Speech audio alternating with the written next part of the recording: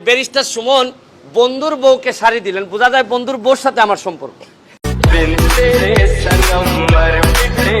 দেখলো হাসি পড়লো প্রেমে, আবার খাইছে নাকি ক্রাশ। তোরা ভাই এখনো বাচ্চায় অ্যাসিস্ট করতে হয় না বুঝি ব্রাশ।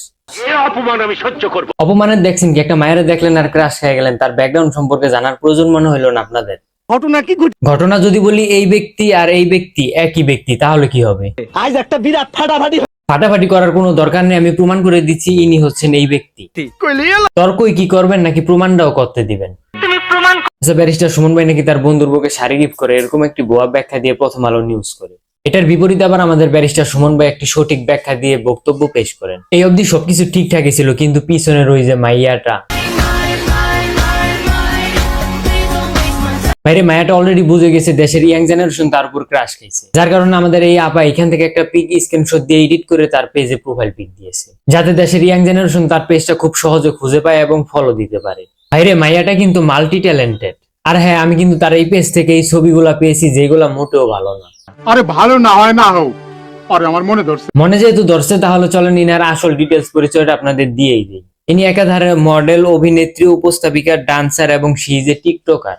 আমার মনে ঘটনা সত্য। ইনার ভিতরে এত পরিমাণ ট্যালেন্ট আছে, সেইগুলো যদি আপনারা দেখেন তাহলে আপনারা বলতে বাধ্য হবেন ইনার শিষ্য হচ্ছে পরিমণি। তার ভেতরে প্রচুর প্রতিভা। পরিমণির এতদিন যাবত আপনারা তার পোশাক আশাকের জন্য যতগুলো গালি দিয়েছেন, তার জন্য আপনাদের তার কাছে ক্ষমা চাইতে হবে যদি ইনার পোশাক দেখেন, কারণ উনি গুণে মানে ভরপুর। পরিমণি থেকে 1 নয় 2 নয় 10 ধাপে গিয়ে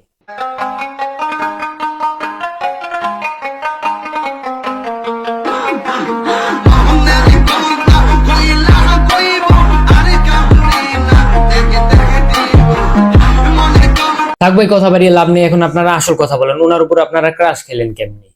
আপনি আমাকে টিজ করছেন। আরে আপু, আপনি আমার অনেক সিনিয়র, আপনার সাথে আমি এগুলা করতে পারি, তার উপর আবার আপনি পুরো দেশের ক্রাশ।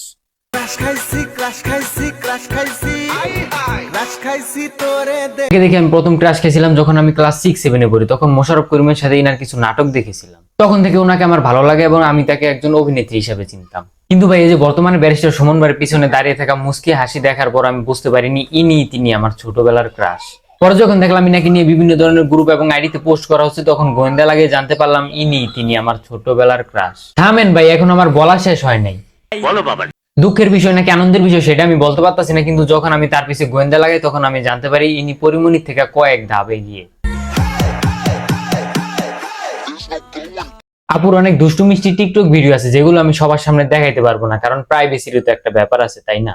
কিন্তু হ্যাঁ, একটা জিনিস আমি আপনাদের ক্লিয়ার করতে পারি, কিছুদিন আগে কয়টা মেয়ে পোশাকের স্বাধীনতা চাইলো না? আমার মনে হয় আপনাদের এই ক্লাস থেকে তার আগ্রহ পেয়েছিল পোশাকের স্বাধীনতা চাওয়ার জন্য। মেয়েরা কাপড় পরুক, কাপড় ছাড়া ঘুরুক, সে যেই করুক না কেন, তোমার তার উপর ফোর্স করার কোনো অধিকার নাই। তাই তো বলি, আপা এত সুন্দর সুন্দর পোশাক পরে ছবি কেন আপলোড করে? মোবাইল ইন্টারনেট আছে, ফ্রি মেগাবাইট আপনি ইউজ করছেন, তার মানে এই না আপনি যেখানে সেখানে এসে যা তা কথা বলবেন। না আপু, আগে হয়তো পাবলিক আপনাকে টুকিটাকি কথা বলতো কমেন্টে এসে, কিন্তু এখন আরো বেশি বলার চান্স আছে, কারণ এখন আপনি সারা দেশের ক্রাশ। আবার অন্য লজিকে দেখা যাইতেছে আপুটা এখন অভিনয় ছেড়ে ব্যারিস্টারের দিকে বেশি মনোযোগ দিতেছে, মানে আপুটা এখন আগের থেকে আরো বেশি সুশীল হয়ে গেছে। সব মিলিয়ে আপার আগে যাই থাকুক না কেন, বর্তমানে সে একজন ক্রাশ খাওয়ার মতনই ব্যক্তি। কিন্তু আপনাদের তো বুঝতে হবে, তাই না? একটু পজিটিভ রিভিউ করতে গেলে 2-4টা রোস্টিং মিলক কথা বের হয়ে যায়। তবে ভাই যাই হোক, আপনাদের ক্রাশকে কিন্তু আপনাদের সাথে ভালো মন্দ ডিটেলসে পরিচয় করে দিচ্ছি, সেই উপলক্ষে হলো আমার পেজটা ফলো করেন। তো আজকের ভিডিও এই পর্যন্তই। কেমন লাগলো কমেন্ট করো, ভালো লাগলে লাইক করো, আর অবশ্যই আমার পেজটা ফলো করে পাশে থাকো।